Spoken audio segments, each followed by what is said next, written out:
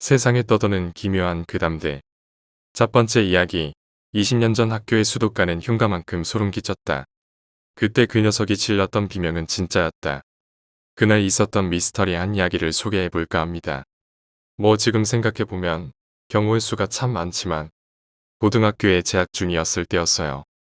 평소에 이런저런 이유로 보충이나 야간 자율학습을 빼다가 걸리는 바람에 어쩔 수 없이 밤 10시까지 야자를 하게 됐을 때였습니다. 그때는 왜 그렇게 공부가 하기 싫던지 보통 그 시간에 TMP로 영화를 보거나 자거나 둘 중 하나로 시간을 보내다가 나름 지겨운 하루의 봄비 같았던 야자가 끝난 후 모두 귀가한 시간에 아주 성숙한 친구의 도움을 받아 학교 근처 구멍가게에서 맥주를 사서는 학교 앞 등나무라고 부르는 곳에서 맥주와 오징어를 먹으며 시간을 보내는 게 우리들의 일탈이자 즐거움이었습니다. 그때는 지금과 같은 여름이었지요.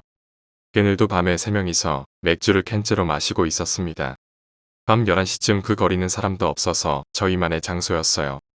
물론 그때 어른들이 무섭지 않은 때라 신경도 안 썼지만요. 그러다가 한 놈이 취기가 조금 오르는지 우리 여름인데 시원한 담력 체험 한번 하자라고 말하며 저희들을 선동하기 시작했습니다. 술도 조금 들어갔겠다. 흥미도 있겠다. 어떻게 담력 체험을 할 것인지 물어봤죠. 그 놈이 말하기를 지금 학교에 아무도 없으니까 맨 구석까지 들어갔다가 나오기로 하자. 물론 혼자. 그렇게 하고는 순간적으로 진 새끼 같다 오기 라고 말하는 동시에 묵찌빠를 외치며 손을 내밀어서 저와 나머지 친구도 엉겁결에 내버렸습니다. 영원불멸한 법칙일까요? 역시나 먼저 말한 녀석이 지고 말았습니다. 저희 둘은 깔깔 웃으며 갔다 오라고 했지요. 그 녀석은 시발을 연발하며 쿨하게 갔다 온다고 하고는 무릎을 딱 치고 학교로 향했습니다. 참고로 저희가 앉아있는 등나무에서 보면 100m 거리쯤 앞으로 학교 교문이 보이는데 그놈이 교문까지 갔을 때 저희를 보고 손으로 목을 긋는 신용을 하고 들어가는 모습까지 봤죠. 남은 저희 2명은 신경 끄고 오징어를 뜯고 있는데 5분쯤 지났을 때 비명소리와 함께 그 녀석이 교문 밖으로 후다닥 달려 나오더니 숨을 고르기도 전에 와 미쳤다. 와 지린다 하며 우리 학교에 파란불 들어오는 교실도 있냐? 온갖 호들갑은 혼자 다 떨더니 또 한 번 하자는 겁니다. 그러자 옆에 있던 친구가 내가 구석에 갔다 온 것을 무슨 수로 아냐고 물어보니 먼저 들어간 그놈이 피식 웃으며 맨 안쪽 주차장 지나서 수도가에 수도꼭지를 틀어놓고 왔다고 이제 다시 묵찌바에서 지는 놈이 잠그고 오면 된다고 하더라고요. 순간 그 수도가를 떠올렸는데 소름이 쫙 끼쳤습니다. 평소에도 굉장히 음산한 곳에다가 낮에도 각이 꺼려지는 곳이 수도가거든요. 그래도 저 녀석이 한 번 더 걸리면 재밌겠다는 생각에 한 번 더 묵찌바를 했고 제가 걸렸습니다. 저는 평소 그런 것에 대한 공포심이 많아서 빼려고 했지만 먼저 간 녀석이 쫄보냐고 놀려대서 순간적인 충동으로 제 발걸음은 교문까지 이미 걸어와 버렸습니다. 뒤를 돌아보니 아까 등나무에 앉아있던 내 모습이 오버랩돼서 보였고 먼저 갔던 친구가 저를 보고 손으로 목을 긋는 신용을 한 것까지 보고는 학교 안으로 들어갔습니다. 정말 텅 빈 학교의 중앙에 홀로 서 있는 그 분위기는 정말 어마어마했습니다. 운동장을 가로질러 수도가로 가고 있는데 눈에 자꾸 밟히는 게 무엇이냐면 빈 교실에 창문 수백 개의 창문들이었습니다. 왠지 저 중 한 곳에서 누군가 저를 지켜보고 있을 것 같다는 생각이 들자 일부러 고개를 앞에만 고정시켜 안 보려고 애쓰기 시작했죠. 그날따라 운동장이 왜 그렇게 길어 보이던지요. 그 고요함에 들리는 소리는 운동장 모래를 밟는 제 발소리뿐이었습니다. 서걱서걱. 그렇게 어깨가 바짝 쪼그러들어 운동장을 벗어났고 주차장을 다다랐을 때였어요. 분명히 주차장까지 오면 수돗물이 콸콸 나오는 소리가 들려야 하는데 너무 조용하더군요. 소름이 돋기도 하고 이 자식의 거짓말에 당했구나 하고 뒤돌아서는 순간 오른쪽 건물의 3층 쪽 창문 안으로 파란색 불이 켜지더군요. 그때의 느낌은 뭔가 아차 싶었습니다. 그리고는 운동장을 가로질러 있는 힘껏 달려가는데 보지는 못하겠고 그저 열심히 뜀박질을 한 후 드디어 친구들이 있는 쪽으로 나왔습니다. 그리고 저도 숨도 다 안 고른 상태로 열심히 욕을 해댔죠. 야 이 새끼야 수돗물 틀어놓았다며. 안 틀어져 있더구먼. 그런데 그 녀석이 어이가 없어하며 진짜 콸콸콸 틀어놓고 왔다면서 셋이 다시 들어가서 가보자고 하는 겁니다.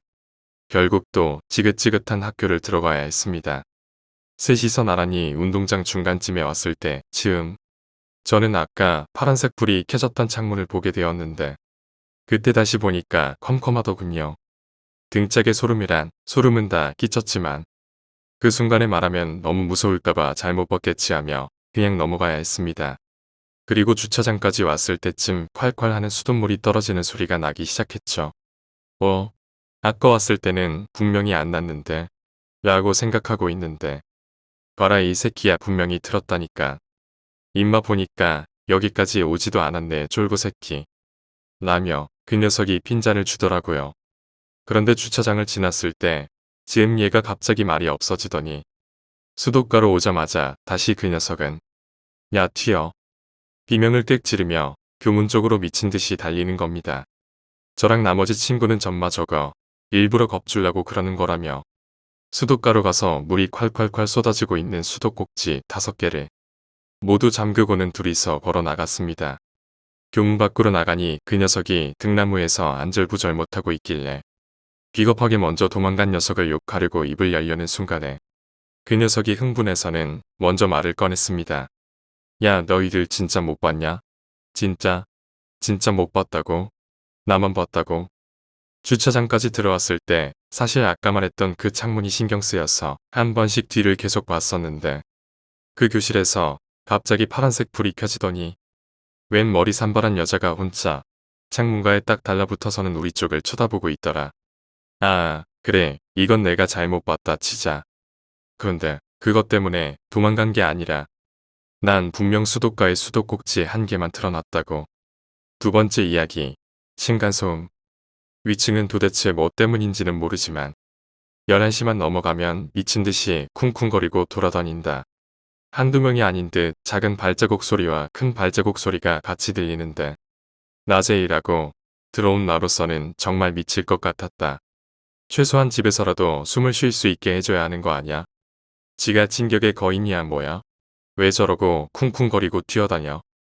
야간에 차 한 잔 마실 여유조차 주지 않는 윗집 새끼들 때문에 정말 돌아버릴 것 같았다. 이러다 살인 난다는 게 괜히 나온 말이 아니었다. 불금에 회식을 잡아 영업직도 아닌데 탬버린 들고 비 맞추고 돌아오니 이미 위층은 또 파티가 벌어진 건지 뭔지 미친 듯이 뛰어다닌다. 대학가 근처의 원룸이라서 애를 키우는 것도 아닐 텐데 도대체 왜 저러고 뛰어다니는 거지? 아, 진짜 오늘은 못 참아.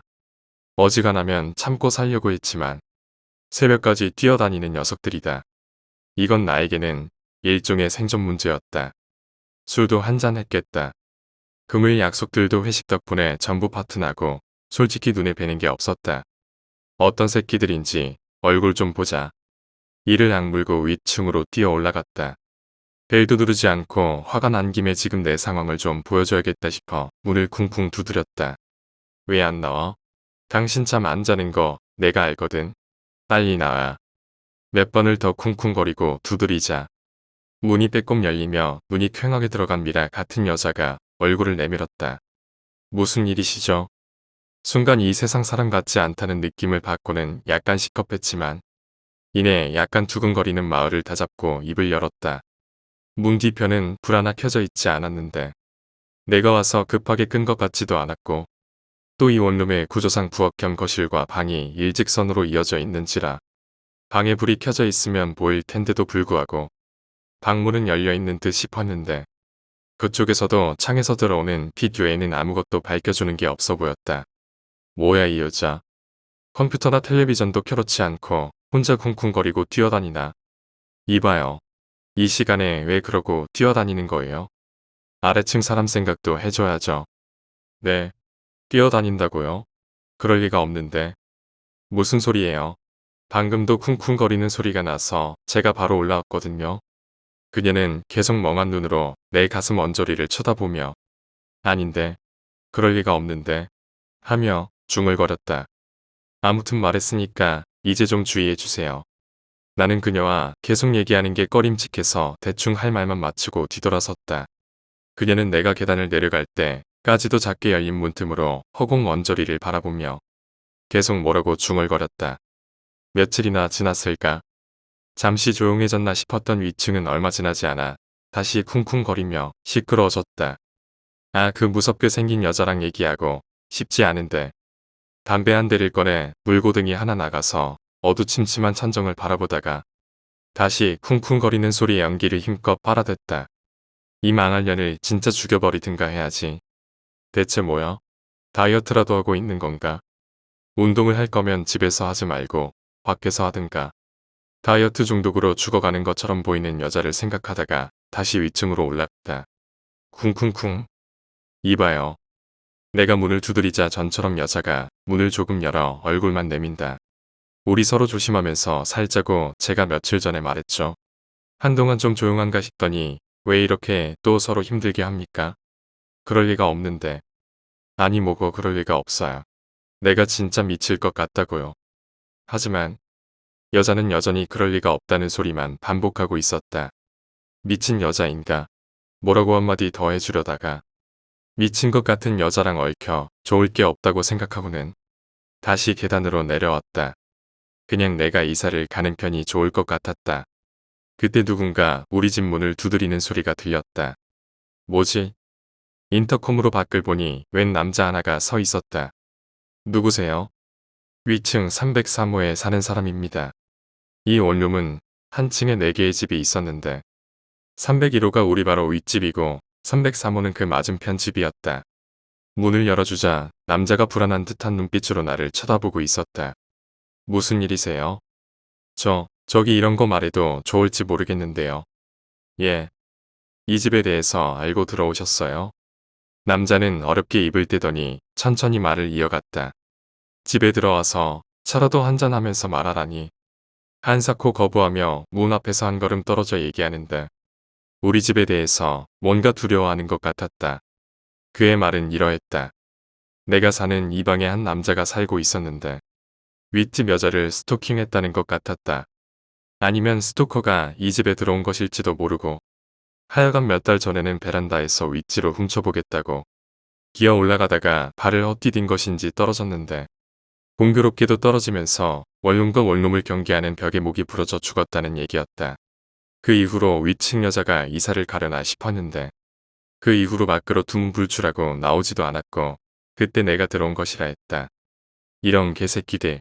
그러니까 나한테 하자 있는 집을 팔아먹으셨다. 내가 주먹을 부들거리며 말하자.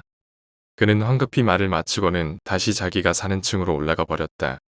어차피 이사 갈 생각이었지만 그의 말을 듣고 보니 더욱 이 집의 정남이가 떨어져 인터넷으로 바로 주변의 다른 원룸을 찾았다. 이런 사실을 속이고 나에게 집을 파는 작자들에게는 단단히 윽박질러 원금을 그대로 받아낼 생각이었다. 선세 300만 원에 나온 집치고 너무 좋았기 때문에 약간 의심은 했지만 이거 너무하잖아. 그리고 생각해 보니 윗집 여자에게도 약간은 연민이 생겼다. 미친 놈 하나 때문에 인생이 망가진 게 아닌가 하는 생각이 들었다. 그럼 빨리 여기를 벗어나야지. 대체 왜 저러고 있는 거야? 그건 그렇고 대체 왜 저렇게 쿵쿵거리며 돌아다니는 거지? 하긴 미친년 마음을 이해하면 내가 정신과 의사거나 미친놈이겠지. 새벽 2시까지 쿵쿵거리는 소리를 애써 외면하며 불 꺼진 어두운 방에서 한참을 부동산 정보를 찾다가 다음날 출근할 생각에 침대에 누웠다. 이제는 저 소리도 어느 정도 익숙해져서 이를 악물고 다른 생각을 하며 눈을 감으면 또 나름 잘만했다. 이튿날 원룸 주인과 전화로 드자비질을 한 끝에 선세금 전부 돌려받고 원룸에서 나올 수 있었다. 다만 이 원룸에 대한 얘기를 인터넷이나 다른 곳에 알리지 않겠다는 약속을 한 이후였다. 나쁜 새끼. 자기 말로는 여자만 내보내면 되는 거 아니냐는데. 하여간 저런 인간들 때문에 나라가 발전을 못하는 거다. 평소보다 일찍 회사를 마치고 집에 돌아와 시계를 보자. 시침이 저녁 7시를 가리키고 있었다. 오늘은 쿵쿵거리는 소리도 받아줄 수 있을 것 같았다. 침대에 누워 텔레비전을 리모컨으로 깔짝거리다가 11시쯤 되었을 때 아, 또 시작되겠구나 생각하며 천장을 올려다보았다. 그때 무심코 지나친 내 시선에 뭔가 이질적인 게 걸렸다.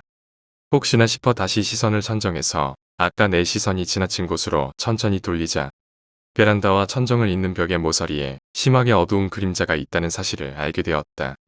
그곳을 뚫어지게 쳐다보자 갑자기 몸에서 오싹한 기분이 느껴졌다. 11시가 되었을 때 그 어두운 그림자 속에서 뭔가가 스르륵 기어 나왔다. 사람과 비슷했지만 움직임은 마치 거미 같았다. 그것은 후다닥 움직이며 벽을 타고 올라가 천정에 붙었다. 그리고도 계속 움직이더니 이내 머리를 천장에 푹 쳐박으며 여기저기를 기어다녔다. 그것의 움직임과 함께 소리가 들렸다. 녀석의 손이 천정을 짚을 때마다 작은 쿵쿵 소리가 들렸고 녀석의 발이 벽에 디딜 때마다 크게 쿵쿵 소리가 울렸다. 녀석은 그렇게 온종일 천장을 기어다녔다. 한참을 움직이지 못하고 그것을 쳐다보는데 장을 기어다니던 녀석이 갑자기 또 멈추더니 우두둑 소리를 내며 이상한 방향으로 목을 꺾었다. 마치 하늘이라도 바라보듯 머리를 꺾어 들다가 이내 전부 자신이 등 뒤를 바라본다. 거기에는 침대에 누워 가만히 그를 바라보는 내가 있었다. 녀석의 가늘게 찢어진 눈이 날 바라보더니 이내 번뜩 뜨이며 샛노란 눈알을 뒤룩뒤룩 굴렸다. 그리고는 머리의 위치는 그대로인 상태에서 상체만을 천천히 천장을 짚으며 돌렸다. 그때마다 뼈가 부러지는 것 같은 소리가 귀를 괴롭혔다. 그리고는 허리가 천천히 늘어나며 내게 다가왔다. 내 얼굴과 녀석의 얼굴이 아주 가까워졌을 때 그는 귀 밑까지 입을 쩍 찢으며 상어처럼 날카로운 이빨로 내게 미소 지었다. 그의 검지손가락이 내 입술에 닿았다. 쉿, 남자끼리의 비밀이야. 그 말이 끝나자 놈의 상체는 다시 천정으로 돌아갔고 놈은 또다시 후다닥 소리를 내며 천정을 기어다녔다. 그리고 그동안은 들리지 않던 소리가 들려왔다. 어디지? 어디야? 어디에 있을까? 난 밤새 뜬 눈으로 층간소음에 시달려야 했다. 세 번째 이야기, 녹슬어버린 인간. 도시 공기를 떠다니는 스모그가 스며든 빗방울이 뒤퉁이에 조금 남아있는 녹색 페인트가 원래 색이 무엇이었는지 알게 해주는 녹슨 양철 지붕을 천천히 두들겼다. 일용직 노동자인 병수는 따당땅 비가 양철 지붕을 때리는 소리를 들으며 멍한 눈으로 비 내리는 하늘을 올려다보았다. 비가 와서 용역 나가긴 틀려먹었다. 병수는 지붕 처마 밑에 쭈그려 앉아 에세 한 개를 입에 물고 푸른 연기를 빗방울 사이로 뿜어냈다. 저 담배 연기도 곧 빗방울에 녹아 다시 양철 지붕을 두들길 것이다. 병수의 아내는 그가 용역일로 벌어오는 돈으로 생계를 꾸리기 힘들어 부잣집의 가정부로 일하러 나갔고 하나뿐인 아들 장석이는 초등학교에 나갔다. 도시 구석, 빈민가를 연상케 하는 동네에 사는 병수의 가족은 힘겹게 살지만 행복하게 살 줄 아는 사람들이었다. 평생 손에 물 한 방울 안 묻게 해주겠다고 약속했던 아내는 남의 집까지 가서 손에 물을 묻히고 이제 갓 초등학교 3학년생인 아들 레미는 학교에 매일 꼬질꼬질한 노란색 카라티만 입고 간다고 놀림받고 오지만 아내는 이런 처지를 불평하지 않고 오히려 병수를 위로하고 아들인 장석이도 자기는 친구들 말에 신경 농군만치도 안 쓴다고 때 한 번 안 쓰는 철든 어린 아들이었다. 그런 가족들을 생각하면 병수에겐 지금 내리는 이 비가 달갑지 않았다. 솔직히 말하면 하루 벌어 하루 먹고 산다고 할 정도로 병수네 가족의 형편은 처참했다. 막노동 잡부로 일하는 병수의 일당은 쥐꼬리만 했고 게다가 항상 일이 있는 것도 아니어서 수입은 들쭉날쭉했다. 그의 아내에겐 미안한 말이지만 그녀가 가정부일로 벌어오는 돈도 시원찮았다. 간신히 새 가족 일에 풀칠할 돈만 남고 이것저것 떼가는 것만 많은 세금 내고 나면 남는 것도 없었다. 그의 마이너스 통장은 이 집에 살 적부터 플러스 통장이 된 적이 없었다. 다시 돌려준다고 빼앗아간 세금도 그의 수중으로 돌아온 적이 단연코 단 한 번이 없었다. 담배를 필터 끝까지 다 피운 병수는 낮게 시발하고 욕지기를 내뱉고는 방으로 들어가 버렸다. 일 없는 날엔 병수가 할 일이라곤 집 구석에 처박혀 TV나 보는 일이었다. 병수는 심란스러웠다. 동네에 재개발 통지서가 돌고 있었다. 이의인즉 이번 선거에 뽑힌 구청장이 내건 공약이 우리 동네를 상업지구로 재개발한다고 했기 때문이었다. 녹슨 빈민가에 새로이 뺑기치를 한다는 것이다. 용역 일종 뺑기치를 가장 잘하는 병수는 혼자 웃었다. 그의 웃음소리가 습기 찬 단칸 방 안에서 울렸다. 동시에 병수의 낡아 빠진 2G 폴더폰도 울렸다. 찍힌 번호는 그가 출근하는 빈민가를 간신히 벗어난 위치에 자리 잡힌 용역 사무소였다. 그는 밀린 일당이 더 늦게 나온다는 얘기겠거니 하고 지레 짐작하며 딸깍 폴더폰을 열어젖혀 통화 버튼을 누르고 귀에 가져다 댔다. 어이 병수 오늘 왜 안 나왔어? 영역사무소장이 변함없이 듣기 싫은 쇠 긁는 목소리로 말했다. 소장님 오늘 비 오는구만. 뭔 일을 나가겠소. 퉁명스레 병수가 받아쳤다. 일이 있으니까 전화한 거 아니야. 다른 볼 일 없음 나올 수 있어. 그래야죠. 나가야지. 금방 가는게 딴 놈 부르지 마쇼. 웬일인지 비가 오는 날인데 일거리가 있었다. 병수는 그나마 일할 수 있단 기대감에 서둘러 여기저기 찢어주고 색이 바른 작업복을 주섬주섬 입었다. 그의 집에도 재개발 통지서가 날아온 지 한참이었다. 정부 보조금으론 다른 곳으로 이사 가기엔 택도 없었다. 밀린 임금을 받아내고 아내가 받아오는 월급과 쌈짓돈을 합쳐도 조금 부족했다. 그런 참에 병수에게는 지금 일은 좋은 기회, 아니 반드시 해야만 하는 일이었다. 게다가 며칠 전에 양복 입은 덩치들이 몰려와 내민 한 달 내로 집을 비우겠다는 동의서에 지장을 찍은 탓도 있었다. 구멍난 무예까지 챙겨 입은 병수는 콧노래를 흥얼거리며 제 집과 마찬가지로 여기저기 녹슨 지붕 사이로 난 골목길을 걸어 내려갔다. 빌어먹을 소장놈이 다른 놈 부르기 전에 바삐 가야 했다. 병수는 심한 내적 갈등을 겪고 있었다. 요즘 애들 말로 멘붕이었다. 기분 좋게 사무소 문짝을 열어젖힌 그가 오늘 일에 대해 소장의 통보 같은 브리핑을 듣고 고민에 빠진 것은 당연지사였다. 이 일을 해야 하는 것인지 말아야 하는 것인지 병수의 대갈통은 터져버릴 듯 오락가락했다.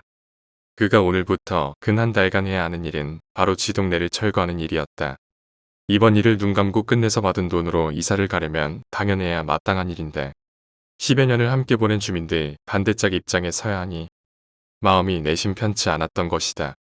하지만 병수의 고민은 그리 오래 가지 않았다. 소장이 이번 일 끝내면 밀린 임금과 이번 건수까지 한 방에 지급한다는 이야기 때문이었다. 그래 시벌것 까짓거 이거 하고 이사 가면 되지. 동네 초입엔 벌써 코끼리차 한 대와 불도저 한 대가 와서 엔진을 으르렁거리고 있었다. 제 몸집같이 커다란 머플러에선 병수가 오늘 아침 피운 담배에서 나온 연기처럼 이 푸른 연기가 솟구쳐 떨어지는 비 사이로 스며들고 있었다. 벌써 여기저기 사람들이 빠져나가고 빈집이 생긴 모양이었다. 다른 용역소에서 나온 인부들도 벌써 불도저와 코끼리차가 밟고 지나간 잔해더미를 오한마로 내려치고 있었다. 여기저기 전에 본 양복 입은 덩치들이 인부들 사이사이에 서서 담배를 불고 힘없이 부서져가는 집을 보고 저들끼리 희죽희죽 웃으며 시부렁거리고 있었다. 그중 하나와 눈이 마주친 병수는 서둘러 오한마로 아직 덜 부서진 벽 잔해를 내렸겠다. 병수의 입은 무에 아는 땀과 습기로 가득 찼다. 걸음을 옮길 때마다 그의 공기가 통하지 않는 우위에서 유일하게 공기가 통하는 구멍에서 뜨건 김이 훅훅 올라왔다. 일하면서 그가 양복 덩치들이 말하는 걸 주워들은 바로는 본래 계획인 철거 기간 30일이 15일로 단축이 된다는 것이었다. 게다가 오후부터서는 다른 지역에 있는 용역분들까지도 몰려와 작업 속도를 올리기 시작했다.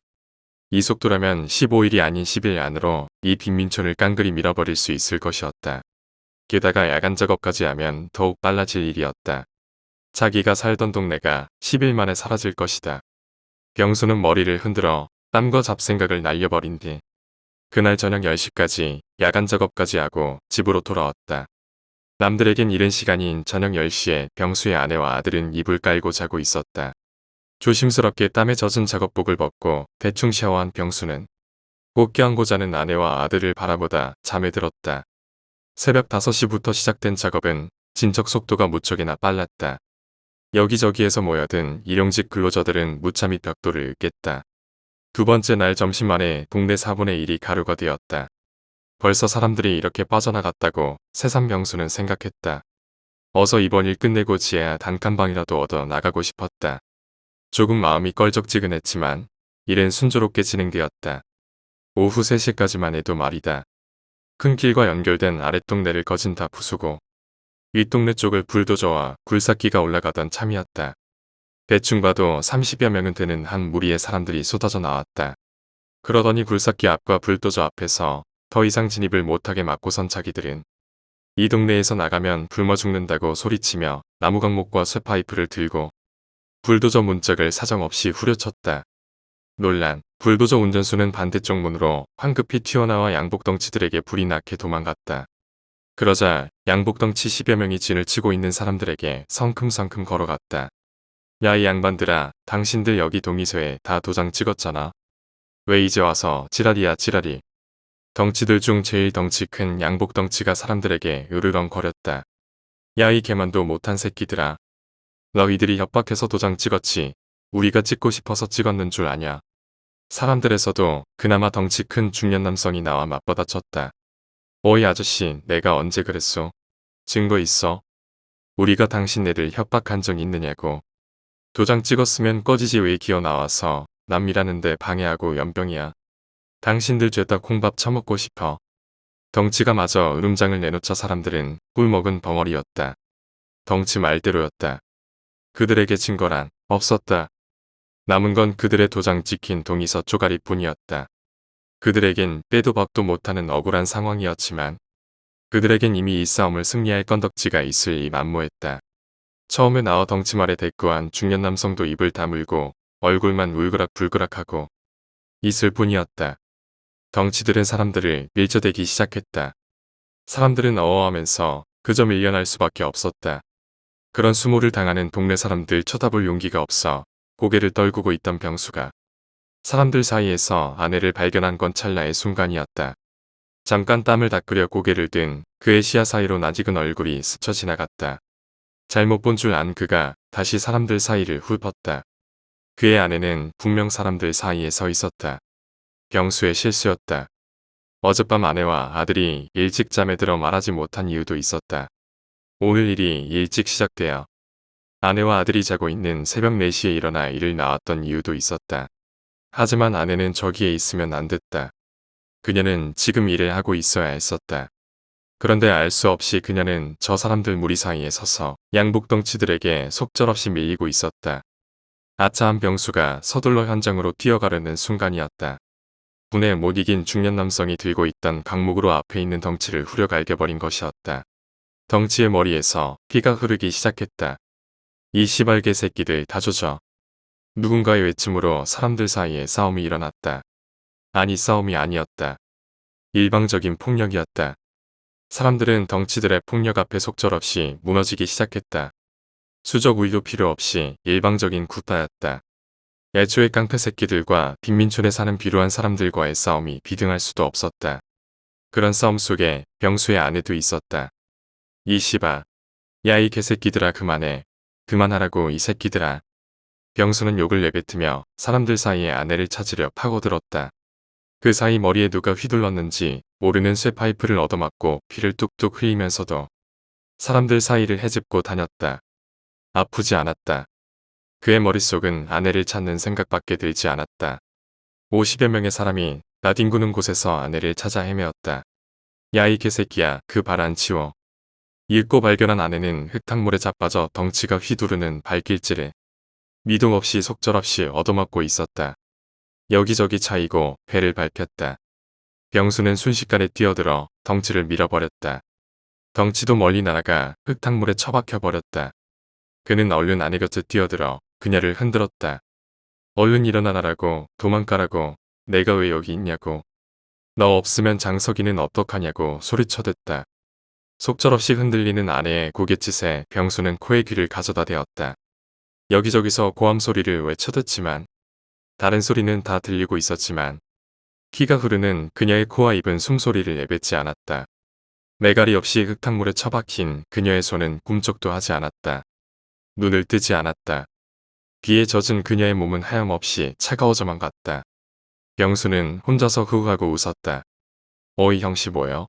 자푸새끼가 왜 여기 와서 지랄이야? 자빠진 충격이 컸던지 덩치가 비틀거리며 일어나며 말했다. 그런 모습이 눈물이 흐르는 병수에게 닿았다. 그의 눈에서 불똥이 튀었다. 부들거리는 손으로 아내를 내려놓고 옆에 있던 관목을 주워 들고 일어섰다. 덩치같이 일어나기 전에 병수는 달려가 덩치의 머리를 강목으로 사정없이 후려쳤다. 키가 팍 하고 그의 우위에 튀었다. 덩치는 일말의 비명도 없이 다시 흙탕물에 처박혔다. 쓰러진 덩치의 등에 올라타 피가 흐르는 뒤통수를 몇 번이고 내려쳤다.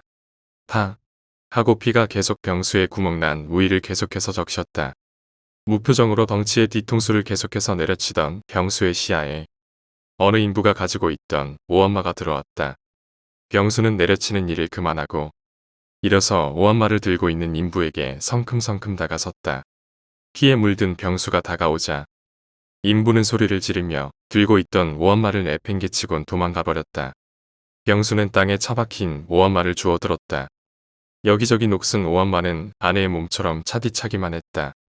다시 걸음을 옮겨 미동도 하지 않는 덩치에게 다가갔다.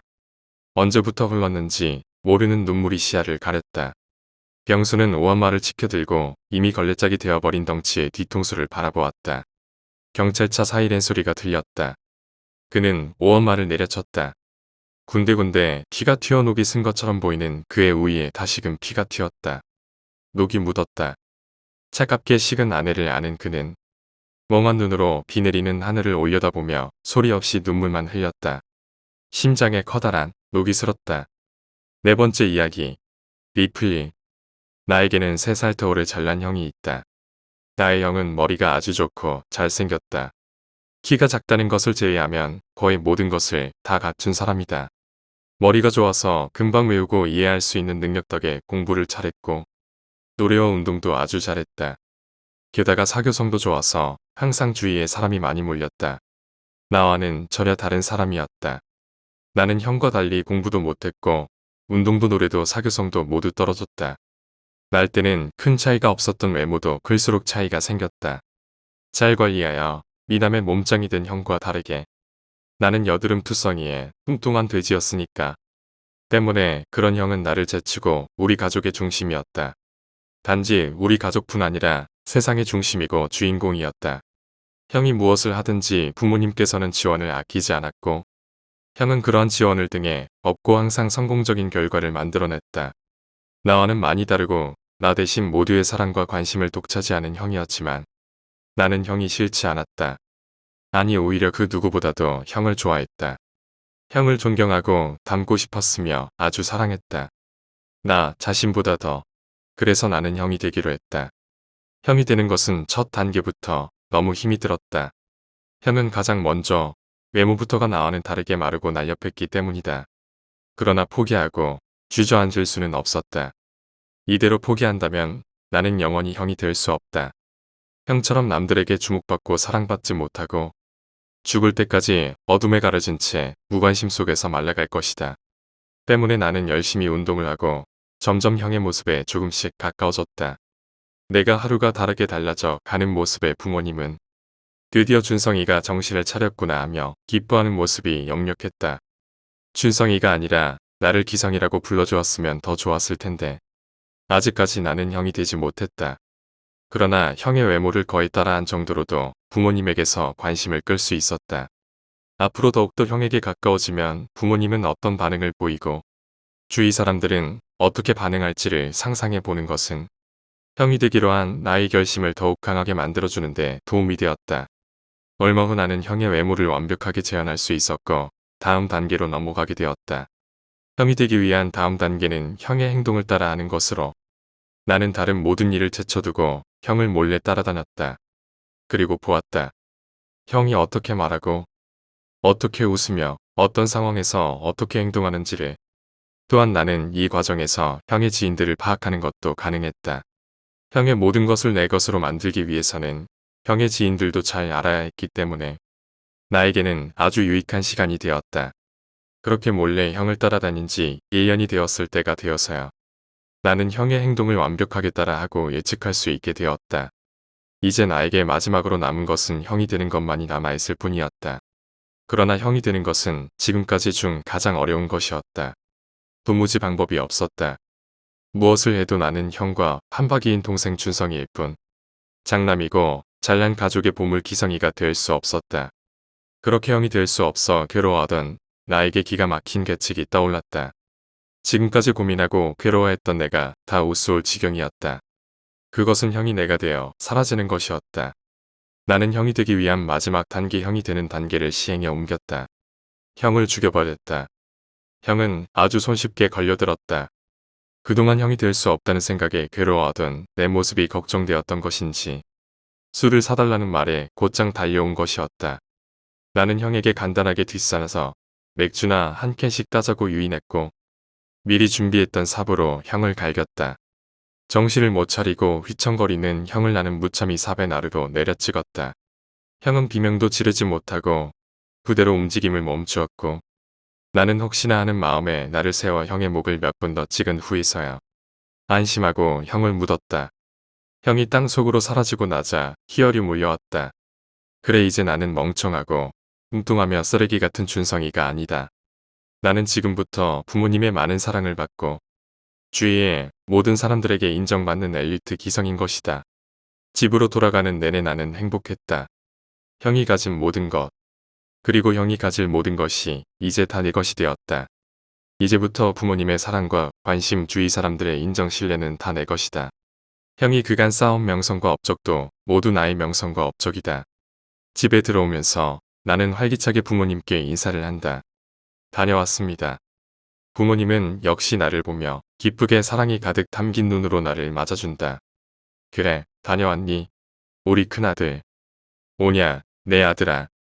역시 형이 되자 다른 느낌이다. 항상 들어오기 싫고 팍팍한 집 구석이지만 형으로서 들어오자 이렇게 화사하고 사랑이 넘치는 집이다. 아무도 기억해주지 않고 봐주지 않는 쓰레기 같은 인생의 준성이의 집과는 다른 기성이의 집이다. 부엌에서는 기성이를 위한 맛있는 요리가 한참이다. 냄새가 아주 좋다. 아마 맛도 기가 막히게 좋을 것이다. 와, 냄새 좋다. 엄마 뭐예요? 내 질문에 어머니는 나를 사랑스럽다는 듯이 바라보며 말씀하신다. 오늘이 내 동생 준성이 생일이잖니. 그래서 힘 좀 썼지. 오늘이 생일이었구나. 몰랐는데. 어머니는 재차 말씀하신다. 조금 걱정스러운 듯한 어투이다. 근데 내 동생은 왜 이렇게 늦는다니. 빨리 와서 먹어야 좋은데. 나는 그 말을 듣고 멍해졌다. 그리고 어머니께 말한다. 글쎄요, 아마 안 올 거예요. 준성이. 예하게 무슨 말이냐는 듯 나를 바라보는 어머니를 향해 나는 조용히 미소 지었다. 맛있는 냄새가 코를 자극하며 다시 돌이킬 수 없는 행동의 기억을 지워버렸다. 눈을 감으며 나는 이 맛있는 음식의 냄새를 깊숙이 들이마신다. 준성이 아니 준성이가 된 기성이를 위한 음식은 이렇게도 훌륭하다. 그리고 나는 생각했다. 역시 기성이는 죽어서 준성이가 된 후에도 사랑을 받는구나. 대단해, 우리 형은. 이라고. 5번째 이야기. 치매 할머니. 예전에 내가 살던 동네에는 치마 할머니 또는 치매 할머니라고 불리는 괴팍한 노파가 있었다. 이 노파는 거무잡잡한 피부에 깡마른 체형으로 큰 특징으로 코 위에 큰 사마귀가 있고 흡서 동화에나 나올 법한 마귀할 몸을 연상시키는 외모를 가지고 있었다. 그러한 생김새 때문에 동네의 어린 아이들은 모두 그 노파를 굉장히 무서워했다. 실제로도 성격이 매우 괴팍하여 어린 아이들이 그 주위에 얼쩡거리거나 하면 버럭 소리를 질러서 아이들은 혼이 빠지게 도망을 치곤 했다. 이 할머니는 폐지를 줍고 다니는 식으로 생활을 이어가는 듯했는데 폐지만 줍는 것이 아니라 쓰레기나 온갖 잡동사니들을 다 주워갔다. 때문에 이 노파가 거주하는 빌라의 뒤편 공간은 온통 잡동사니로 가득하게 되었고 이 공간은 당시 어린 나와 동네의 친구들에게는 보물섬과도 같은 곳이었다. 우리들은 이 빌라의 뒤편에 우리들만의 아지트를 만들고 치매 할머니가 모아놓은 여러 신기한 물건들을 가지고 놀았었다. 그러나 한 번은 새로운 잡동사니를 들고 오던 치매 할머니에게 딱 걸려서 호통 소리에 홍비백산에서 도망친 적도 있었다. 치매 할머니의 창고는 빌라 뒤편의 공간뿐 아니라 그 자신의 집도 쓰레기의 저장소로 쓰였다. 노파의 집은 빌라의 지하로 창문이 빌라의 맨 밑 공간에 바닥과 닿아 있었는데 열린 창문 틈새로 비친 그 집안의 풍경은 쓰레기 매립지를 연상시켰다. 동네의 아이들은 항상 버럭버럭 소리를 질러대는 마귀할 몸과 같은 노파에게 큰 두려움을 가지고 있었으나 노파가 보이지 않을 때에는 을에 센 척을 하며 그 반지하로 오줌을 두거나 하면서 자신의 용기를 증명했다. 이 치매 할머니는 동네 아이들에게는 마치 게임의 보스처럼 공략의 대상이었다. 그러던 어느 여름 치매 할머니의 집에서 올라오는 쓰레기 냄새와 빌라의 뒤편 공간을 개인 창고처럼 쓰는 노파의 행태에 불만이 가득했던 동네의 어른들과 빌라의 주민들은 민원을 넣었고 치매 할머니의 집과 빌라의 뒤편은 수거 업체에 의해서 싹 정리되었다. 나는 아직도 그 당시를 생생하게 기억하고 있는데 그 이유는 치매 할머니의 행동이 너무 무서웠기 때문이었다. 처음에 동사무소의 직원과 수거업체의 사람들이 몰려와 빌라의 뒤편을 정리하기 시작하자 치매 할머니는 어떻게 알았는지 재빨리 튀어나와서 동사무소 직원과 수거업체의 사람들을 향해 달려들었다. 야, 이 새끼들아. 그거 다 낼 거야. 치매 노파는 정말 미친 사람처럼 쓰레기를 수거하는 업체의 사람들에게 달려들어 주먹을 날리고 그들의 등에 매달려 목을 깨무는 등 엽기적으로 저항했다. 그러나 인원에서 밀리고 힘에서 밀리는 노파는 결국 땅에 내동댕이 처진 채로 주저앉아 대성통곡을 했다. 안 돼. 치매 노파는 정말로 실성한 듯 울음인지 웃음인지 모를 소리를 내면서 안 돼라는 소리만 연신 내뱉으며 눈물을 뚝뚝 휘었고 다른 동네 사람들은 마치 재밌는 구경이라도 된다는 듯 웃으며 그 광경을 바라보았다. 그렇게 빌라의 뒤편이 다 정리될 때까지 주저앉아 울부짖던 노파는 이제 수거업체의 직원들이 빌라의 입구를 향하자 번쩍 일어나 빌라의 입구를 막고 소리를 질러댔다. 이놈들아, 우리 집은 안 돼. 우리 집은 안 돼. 어디서 힘이 솟아난 것인지 노파는 다시 격렬하게 저항하면서 수거업체의 사람들과 맞서 핥히고 물어뜯으며 싸웠다. 그러나 이번에도 힘으로 당해내지 못하고 결국 길을 내어주었는데 쓰레기를 들고 나오는 수거업체의 직원들을 재차 공격하는 그 모습은 굉장히 독해 보였다. 그날 오전부터 저녁까지 계속된 실랑이 끝에 결국 치매 할머니의 모든 쓰레기들은 수거되었고 치매 할머니는 정신이 나간 사람처럼 길 한복판에서 눈물을 흘리며 주저앉아 있었다. 이날 이후 치매 할머니는 한동안 집안에 틀어박혀 나오지 않았고 우리들은 치매 할머니가 보이지 않자 승리감과 함께 왠지 모를 아쉬움을 느끼기도 했다. 그렇게 치매 할머니가 보이지 않은 지 거의 한 달이 다 되었을 때의 일이다. 치매 할머니가 다시 활동을 개시한 것인지 치매 할머니의 반지하 집에서는 또 역겨운 냄새가 올라오고 있었고 어른들은 혀를 찢찢 차며 치매 할머니가 아직도 정신을 못 차렸다고 얘기했다. 그러나 치매 할머니의 모습을 동네의 주민들이 못 본 것을 보면 아마도 밤에 몰래 쓰레기를 주워가는 것 같았다. 우리가 그런 치매 할머니를 다시 만난 것은 어린 우리에게는 꽤 늦은 시간이었다. 늦여름 아직까지는 해가 길게 떠 있을 시기에 우리는 저녁밥도 먹지 않고 신나게 놀다가 9시가 거의 다 되어서야 슬금슬금 각자의 집으로 귀가했는데 골목을 지나다가 쓰레기 더미를 뒤지고 있는 치매 할머니를 보게 되었다. 오래간만에 마주친 우리의 숙적의 나와 친구들은 조금의 두려움과 함께 반가운 마음이 생겼다. 그래서일까? 예전 같았으면 조심스럽게 도망쳤을 우리였지만 우리는 치매 할머니에게 가까이 다가갔다. 치매 할머니 오랜만이네. 우리 중 가장 용감한 녀석임을 자처했던 정재가 나서서 노파에게 말을 걸었다. 치매 할머니는 갑자기 들려온 소리에 놀란 것인지 뻣뻣하게 고개를 돌려 우리를 바라보았다. 우리를 바라본 치매 할머니의 정면은 상당히 끔찍했다. 원래도 검은 편이었던 피부는 마치 썩은 간처럼 변했고 머리는 군데군데 빠졌고 얼굴은 뼈만 앙상하게 남아 이전보다 훨씬 말라 있었다. 특히 눈 주위가 퀭하고 움푹 꺼진 것이 마치 해골을 연상시켰다. 우리는 꿈에 나올까 무서운 얼굴에 너무 놀라 그대로 몸을 돌려 달아났다. 놀라서 도망치는 와중에 뒤를 돌아보니 정재는 움직이지 않은 채 치매 할머니와 대치하고 있었다. 그러나 정재가 왜 도망가지 않았는지에 대한 궁금함보다 무서움이 더욱 커서 나는 그대로 달려서 집에 돌아왔다. 다음날 학교에 정재가 오지 않았다. 걱정이 된 나와 친구들은 정재네 집에 찾아갔는데 정재는 어디가 아픈 것인지 이불을 덮고 누워 있었다. 정재네 부모님께서는 어제 정재가 집에 올 때부터 조금 이상했다고 말씀하시면서 그 이후로 저렇게 알아누워 잠이 들었는데 아직까지 일어나지 못하고 있다고 이야기해 주었다. 우리는 분명히 치매 할머니가 정재에게 무슨 짓을 한 것이라 여기고 정재네 어머니에게 어제 치매 할머니를 마주친 사실을 말했다. 아줌마, 어제 치매 할머니 봤는데 우리는 무서워서 도망쳤거든요. 근데 정재는 도망 안 치고 할머니랑 무슨 얘기하는 것 같았어요. 맞아요, 치매 할머니가 정재한테 나쁜 짓을 했나 봐요. 아줌마, 우리 같이 가서 치매 할머니한테 왜 정재 아프게 했냐고 따져요. 어린 아이들이지만 여럿이서 그렇게 이야기하자 정재네 어머니도 혹시나 하는 마음이 들었던 것 같았다. 게다가 워낙에 마을 사람들에게 인식이 좋지 않은 노파였기 때문에 정재 어머니는 우리와 함께 치매 할머니의 집으로 갔다. 치매 할머니의 집 앞에 가자 밖에서도 토가 쏠릴 정도로 심한 냄새는 더욱 심해졌다. 실제로도 너무나 심한 냄새에 친구들 몇 명은 참지 못하고 밖으로 나가 구역질을 했고 정진의 어머니도 냄새 때문에 안색이 노랗게 변한 채 올라오는 토를 참는 것 같았다. 아니 대체 이게 사람이 사는 집에서 어떻게 이런 냄새가 나. 이봐요. 정진의 어머니는 짜증스럽게 말을 하며 신경질적으로 문을 두드렸다. 그런데 문이 잠겨있지 않았던지 노크를 위해 두들긴 주먹질에 그냥 열렸다. 문이 열리자 지금까지보다 훨씬 심한 썩은 내가 진동을 하기 시작했다. 나는 차마 그 썩은 내가 진동하는 집에 들어가지 못하고 다시 빌라의 밖으로 뛰쳐나가고 말았다. 얼마 후 혼자 들어갔던 정진의 아주머니가 새파랗게 질린 얼굴로 나왔고 우리는 궁금한 마음에 무슨 일이 있었냐고 물었지만 아주머니는 아무 말 없이 집으로 돌아가셨다. 그리고 얼마 후 경찰차가 동네에 들어왔다. 경찰들은 마치 수거업자들이 쓰레기를 수거하던 것처럼 무언가를 들고 옮겼다. 하얀 천으로 둘둘 말려진 막대기 같은 것이었다.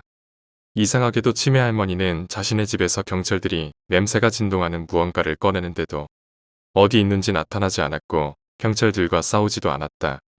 아무튼 그날 이후 정재는 아무 일 없었던 것처럼 다시 학교에 나왔고 동네에서 이상한 냄새도 나지 않았다.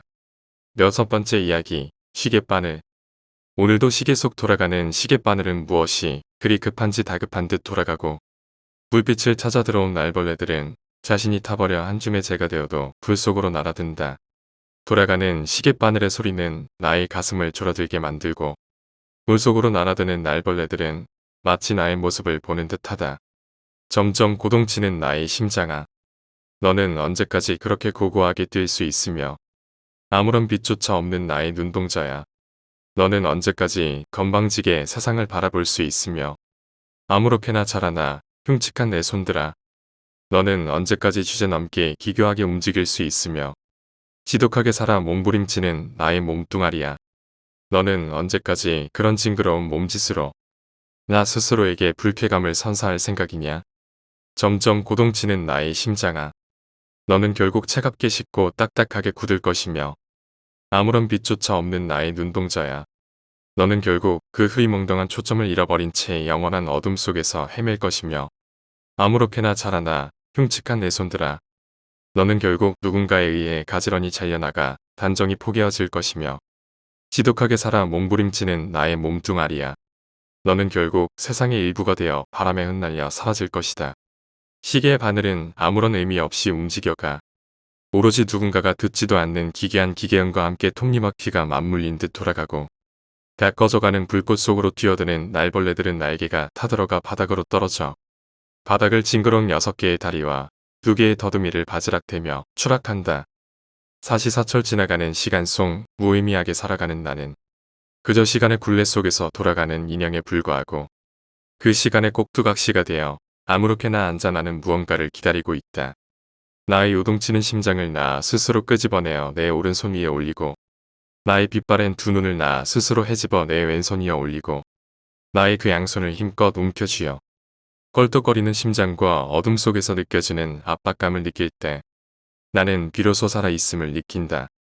그 순간 입어 비집어 나오는 검고 징그러운 이형의 존재는 굽게 다물린 내 입 사이로 나오려 더러운 촉각을 들이밀고 나는 그 지저분한 촉감에 소름 끼쳐 온몸에 소름이 돋아 몸이 뒤틀려 버리지만 동시에 나는 그것에 매료되어 이형의 무언가를 억지로 집어삼키고 헛구역질을 한다.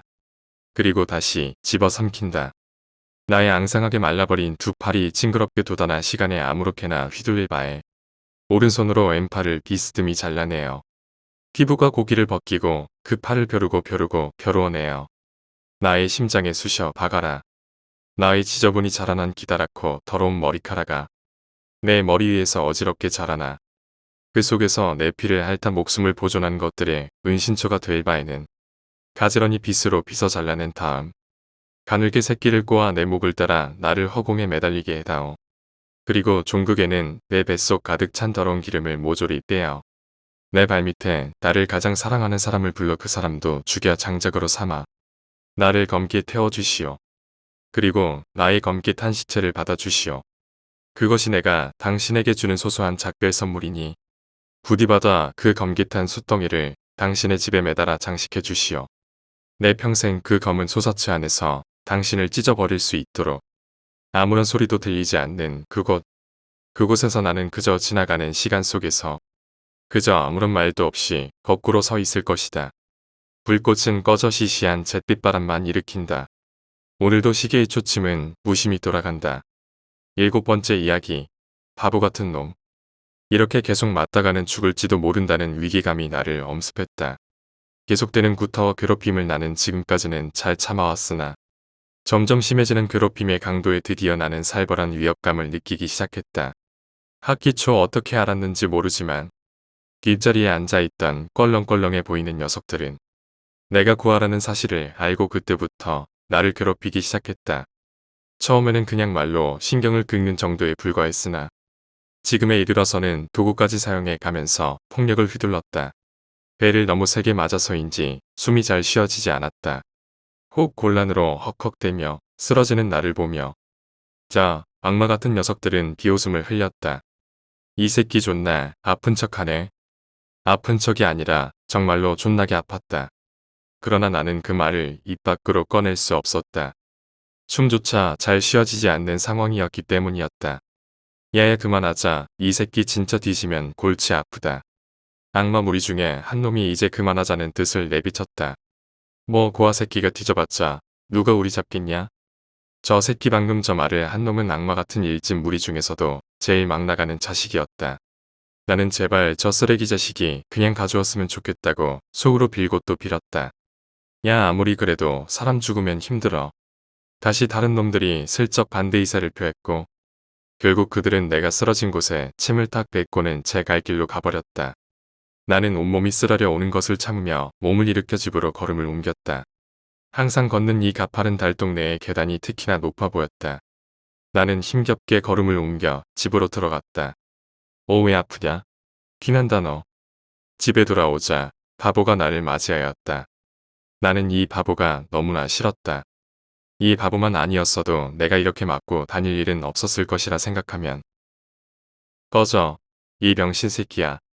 나는 내 앞에서 멍청한 표정으로 손가락을 쪽쪽 빨고 있는 바보를 밀치고 방 안으로 들어가 누웠다. 자리에 눕자 다시 고통이 느껴졌으나 상관없었다. 서 있는 것보다는 나을 테니까 말이다. 저 바보는 내 친형이다. 우리가 어렸을 때 집에 불이 났는데 형이 빠져나오지 못했고 형을 구하려 다시 불 속으로 들어갔던 부모님은 집과 함께 우리 곁을 떠났다. 형이라는 이 인간은 그날 이후 완전히 바보가 되어버렸고 가뜩이나 어렸던 나에게는 침만 될 뿐이었다. 그래도 나에게 남은 가족은 이 병신 하나로 어쩔 수 없이 나는 형과 함께 살게 되었다. 그나마 좋은 점은 형의 장애로 인해 우리에게 지급되는 보조금이 조금 늘었다는 정도였다. 형은 여전히 문 앞에서 손가락을 빨며 누워있는 나를 멍하니 쳐다보고 있었다. 내일 아침에 깨워. 나는 형에게 명령조로 말하고 노를 감았다. 항상 이런 생활의 반복이었다. 학교에서 나오는 점심밥이 나의 유일한 끼니였고 형은 옆집 아주머니가 가져다 주시는 밥으로 끼니를 때웠다. 나는 이 구질구질한 인생이 너무나 싫었다. 형도 없고 나를 괴롭히는 악마 같은 녀석들이 없는 곳에서 혼자 새롭게 살고 싶었다. 그렇게 변할 것 같지 않았던 인생은 더욱 나쁜 쪽으로 변화를 맞이했다. 악마 무리 중 한 놈이 내 집을 알아내 쳐들어온 것이었다. 그리고 모자란 형과 나밖에 없다는 것을 알게 된 그 자식들은 우리 집에 눌러앉아 지내기 시작했고 그날부터 나는 지옥 속에 살게 되었다. 야 병신아. 응? 나 병신 아니다. 악마들이 우리 집에 눌러앉은 이후 나뿐 아니라 형도 놈들의 탁이 되었다. 놈들은 줄기차게 괴롭히던 나보다 새롭고 모자란 형을 괴롭히는 것이 더 재미있었는지 형을 못살게 굴었다. 형은 항상 얻어터지고 두들겨 맞으면서도 놈들에게 잘도 대들었다. 그것이 그들에게는 신선한 재미로 다가왔던 모양이었다. 나는 끔찍하게도 형이 대신 괴롭힘을 당하자 다행이라는 일종의 안도감을 느끼고 있었다. 그렇게 다시 그들과의 동거가 어느 정도 익숙해졌을 때 사고가 터졌다. 나는 그동안 놈들의 관심이 나에게서 멀어졌었기 때문이었는지 녀석들에게 반항을 했는데 그러자 놈들은 나를 교육시켜야겠다면서 부엌칼을 들이밀었다. 그때의 녀석들의 눈깔은 정말로 악의에 가득 차 있었고 나는 정말로 죽을지 모른다고 생각했다. 식은땀이 등을 축축이 적셨고 겁에 질린 나는 뒷걸음질 치며 녀석들의 눈치를 살폈다. 그리고 갑자기 악마무리의 대장격인 놈이 나에게 칼을 휘둘렀다. 아! 나는 눈을 감고 비명을 내질렀으나 고통은 느껴지지 않았다. 눈을 살짝 떠 앞을 보니 형이 내 앞을 가로막고 물상이 된 채로 침을 질질 흘리고 있었다. 형, 아프다. 그 말을 끝으로 형이 쓰러져 내렸다. 악마 새끼들은 그 광경을 보면서 죄책감도 느끼지 않는 듯 비아냥거리며 웃고 있었다. 병신들이 육갑을 떤다 아주. 그 말에 순간적으로 눈깔이 핑 돌았다. 나는 칼을 든 놈에게 달려들었고 그놈과 함께 방바닥을 나뒹굴며 주먹을 날려댔다. 그러나 나로서는 힘세고 큰 그 자식을 이길 수 없었고 결국 나는 흥분한 악마무리에게 집단 구타를 당했다. 이 씨발벌레 같은 새끼가 어딜 기어올라? 이 씹새끼 그냥 죽여. 놈들이 나에게 다시 칼을 찔러왔다. 나는 너무 맞아 정신이 없었고 그저 멍청이 칼이 나에게 다가오는 것을 보고만 있었다. 하지마. 어느새 형이 다시 일어나 칼을 빼앗으려 덤벼들었다. 이 시벌 병신 새끼들이 아주 쌍으로 지랄이네. 형은 덤벼든 본전도 못 찾고 다시 칼에 찔렸다. 푹푹푹. 놈들은 아주 형을 죽이려는 듯이 무자비하게 칼을 찔러댔다. 야 너무 많이 찌른 거 아냐? 시발 알게 뭐야 돼지라고 찌른 건데. 악마 무리들은 지들 대장이 진짜로 사람을 죽일 거라고는 생각하지 못했는지 하얗게 질린 채 부들부들 떨고 있었다. 저것도 마저 죽이고 묻으면 돼. 악마 대장이 그렇게 말하며 광기로 번들거리는 눈가를 치켜뜨며 나에게 다가왔다. 다른 놈들도 독하게 마음먹었는지 눈을 희번뜩이며 천천히 다가왔다. 벌을 받는 거다. 형에게 막대해서 형이 대신 괴롭힘 당할 때 안심해서 내가 벌을 받는 거다. 나는 그렇게 생각하며 눈을 감고 조용히 나에게 내려칠 처벌을 기다렸다. 눈을 감고 있는 내 귀에 놈들이 당황해서 놀라는 소리가 들렸고 눈을 뜨자 상황이 들어왔다. 악마물이 네 놈 중 한 놈 목이 꺾인 채 널브러져 있었고 두 놈은 바닥에 주저앉아 오줌을 치렸다. 칼을 든 녀석은 형에게 목을 잡힌 애 허공에 떠 있었는데 그 와중에도 칼로 형의 머리를 푹푹 찍어댔다. 온몸이 피투성이인 데다가 계속해서 칼에 찔리면서도 형은 꿋꿋이 서서 목을 조르고 있었다. 결국 목을 잡힌 악마 대장이 축 늘어져 칼을 바닥에 떨구었을 때에도 형은 그 상태로 굳어진 듯 움직이지 않았다. 그것이 내가 본 마지막 장면이었다. 다시 눈을 떴을 때는 병원이었다. 나를 찾아온 경찰의 말에 의하면 오줌을 지리고 기절했던 두 놈은 충격이 커서 정신병원에 입원했고 나머지 둘은 그대로 죽었다고 했다.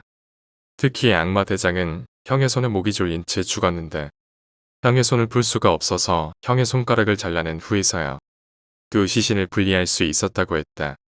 경찰은 나에게 무슨 일이 있었는지 물었지만 나는 기억이 나지 않는다는 말로 일관했다. 경찰이 떠나고 나는 한참을 생각했다. 형은 언제까지 살아있었을까? 바보라서 자기가 죽은지도 모르고 나를 구하려고 움직였던 것일까? 그토록 싫어했던 바보형인데 눈물이 멈추지 않는다. 8번째 이야기, 소개팅. 군을 제대를 하고 나서 복학을 하자 내 일상은 학교와 집의 반복이었다.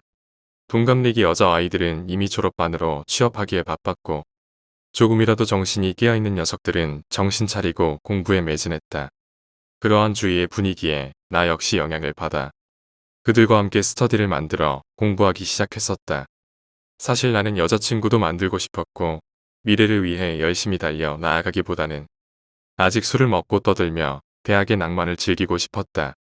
그러나 인간은 환경에 의해 좌우되는 동물이라던가 친구들의 면학 분위기에서 빠져나오지 못했다.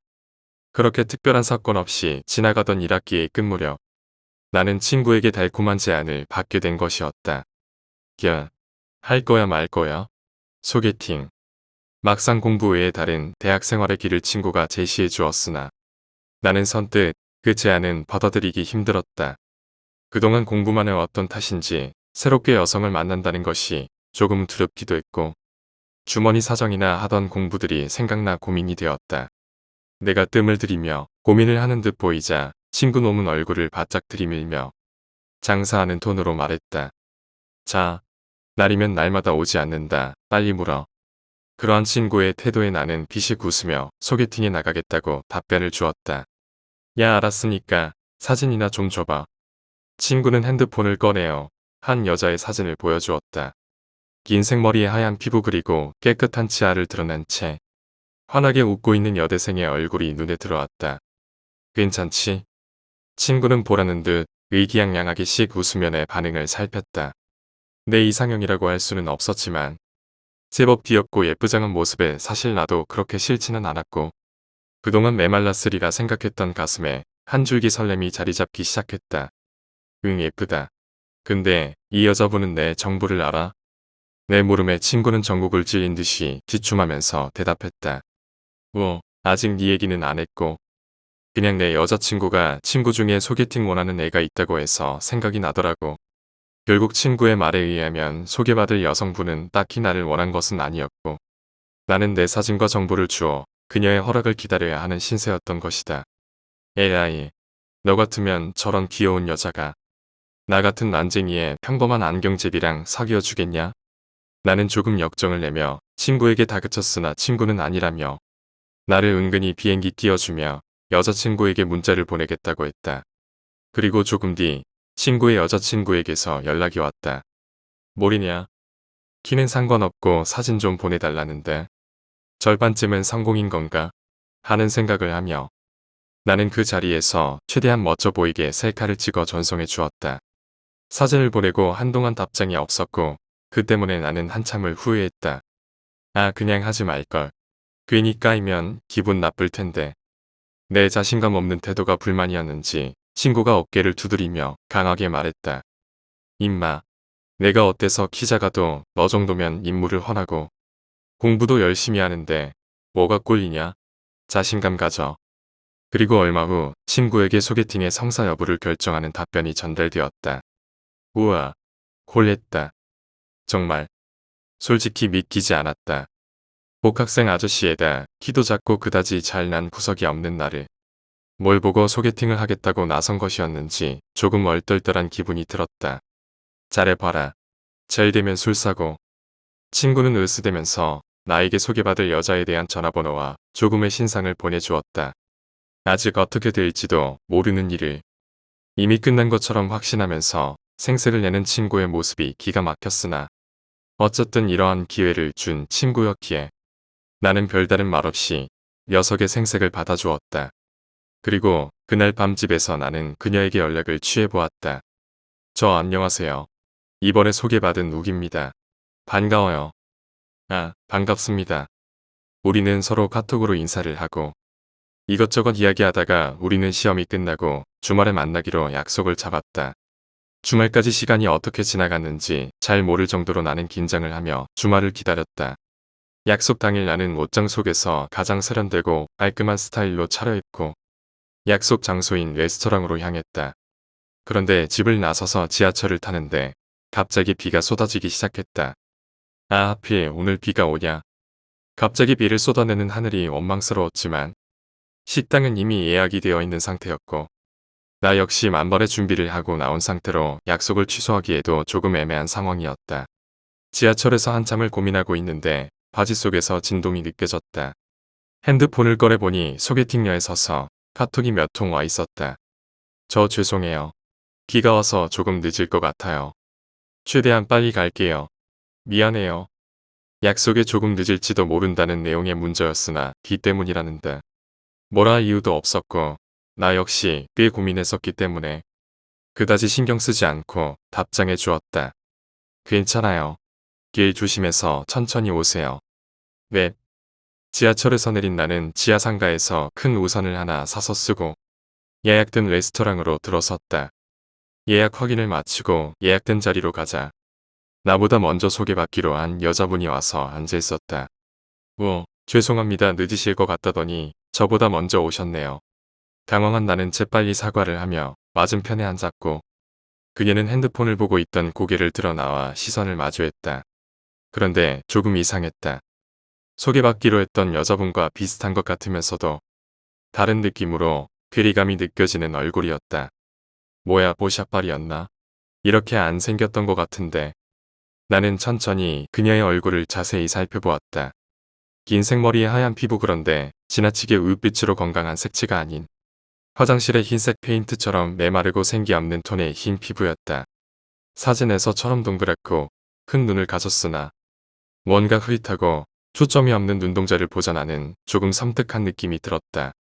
무엇보다도 깨끗한 치아를 드러낸 채 환하게 웃고 있던 사진 속의 인상과는 다르게 눈앞에 앉아있는 그녀는 입을 꼭 다문 채 무표정하게 나는 응시했다.